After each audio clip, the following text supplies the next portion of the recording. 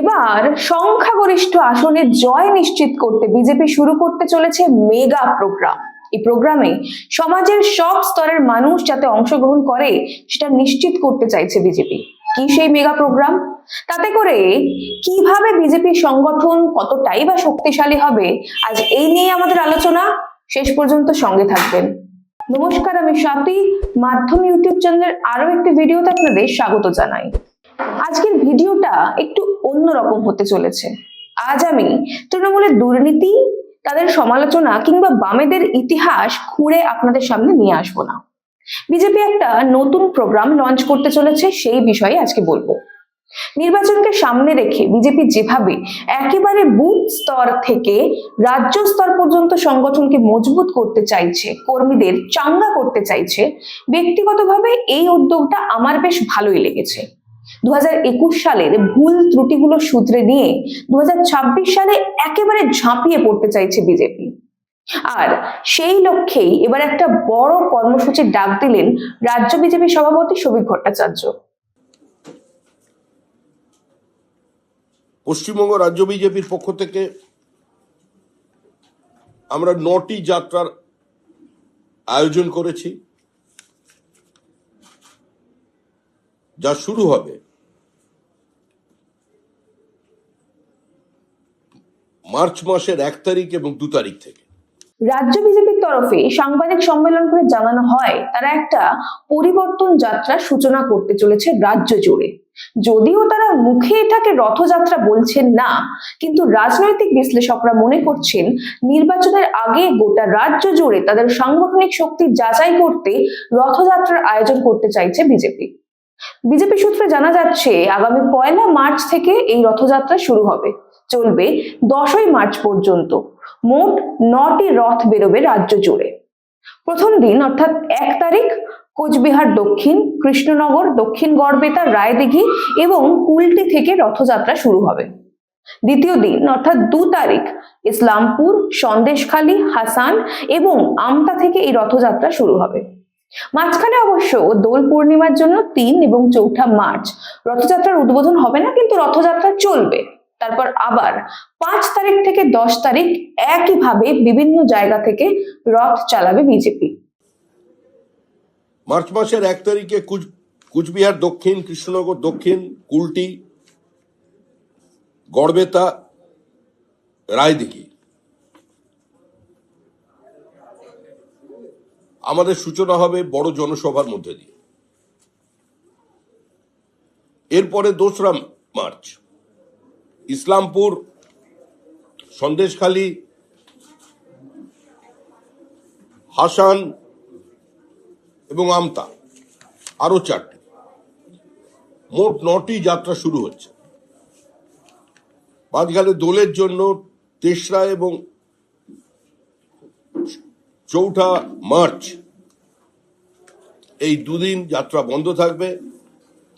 এরপরে 5 তারিখ থেকে 10 তারিখ পর্যন্ত প্রায় 5000 কিলোমিটারের বেশি বিভিন্ন পথ দিয়ে আমাদের এই যাত্রা চলবে। প্রত্যেক বিধানসভার উপর দিয়ে যাত্রা নিয়ে যাওয়াটাই আমাদের একমাত্র লক্ষ্য। এই যাত্রাপথে মোট 5000 কিমির বেশি এলাকা জুড়ে রথ চলবে। পশ্চিমবঙ্গের প্রতিটি বিধানসভায় সেই রথ পৌঁছবে। যে অঞ্চলগুলোতে রথ যাবে সেই সমস্ত অঞ্চলে 300টির বেশি ছোট ছোট জনসভা, স্ট্রিট কর্নার হবে। পাশাপাশি পশ্চিমবঙ্গে 60খানা বড় আকারে জনসভার পরিকল্পনা রয়েছে বিজেপির, এবং এই রথযাত্রা শেষ হবে ব্রিগেড ময়দানে। রথযাত্রা যেদিন শেষ হবে সেদিন ব্রিগেডে প্রধানমন্ত্রী নরেন্দ্র মোদী উপস্থিত থাকবেন। তার নেতৃত্বে সমগ্র রাজ্যের বিজেপি কর্মীরা ব্রিগেডের ময়দানে জমায়েত হবেন এবং ঝাঁপিয়ে পড়বেন নির্বাচনের পরবর্তী কাজে।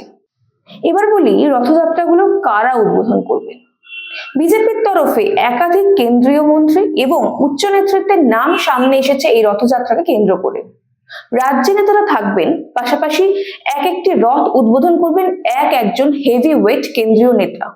এই যাত্রার উদ্বোধন করবেন কেন্দ্রীয় স্বরাষ্ট্রমন্ত্রী অমিত শাহ, কেন্দ্রীয় মন্ত্রী জেপি নাড্ডা, প্রতিরক্ষা মন্ত্রী রাজনাথ সিং, শিবরাজ সিং চৌহান, কেন্দ্রীয় মন্ত্রী নীতিন গডকরি, দেবেন্দ্র ফডনবিস, স্মৃতি ইরানি, কেন্দ্রীয় শিক্ষামন্ত্রী ধর্মেন্দ্র প্রধান এবং বর্তমানে বিজেপির সর্বভারতীয় সভাপতি নীতিন নবীন।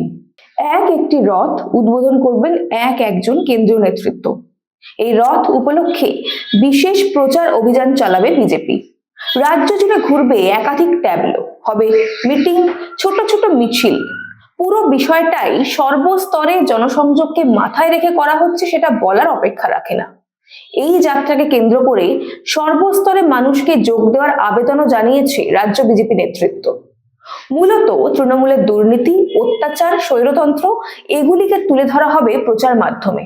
পাশাপাশি কেন্দ্রের বিজেপি মডেল কিংবা ডাবল ইঞ্জিন সরকারের মডেলেও জোরদারভাবে প্রচার করা হবে। দেখুন, বিজেপির রথযাত্রা বা জনসংযোগের এই ধরনের কর্মসূচি বিজেপির ইতিহাসে অন্তত নতুন নয়। রাম মন্দির নির্মাণ কল্পে রথযাত্রা শুরু করেছিলেন তৎকালীন বিজেপির প্রধান লালকৃষ্ণ আদবানি। সেই রথযাত্রাকে কেন্দ্র করে বিভিন্ন জায়গায় বিস্তর ঝামেলা হয়েছিল, বিভিন্ন রাজ্যের নানা সমস্যা হয়েছিল। বিহারের রথ আটকানো নিয়ে ধুন্ধুমার কাণ্ড ঘটেছিল। কিন্তু তারপরেও এই রথযাত্রাকে কেন্দ্র করেই কিন্তু বিজেপি সাংগঠনিকভাবে শক্তিশালী হয়েছিল। বিজেপি মাত্র 2 জন সাংসদ থেকে দেশের ক্ষমতা দখল করেছিল। রামলালাও আজ যথাযথভাবে অযোধ্যায় প্রতিষ্ঠিত হয়েছেন পূর্ণ মর্যাদায়। এরপর বঙ্গ বিজেপির কথা বলি।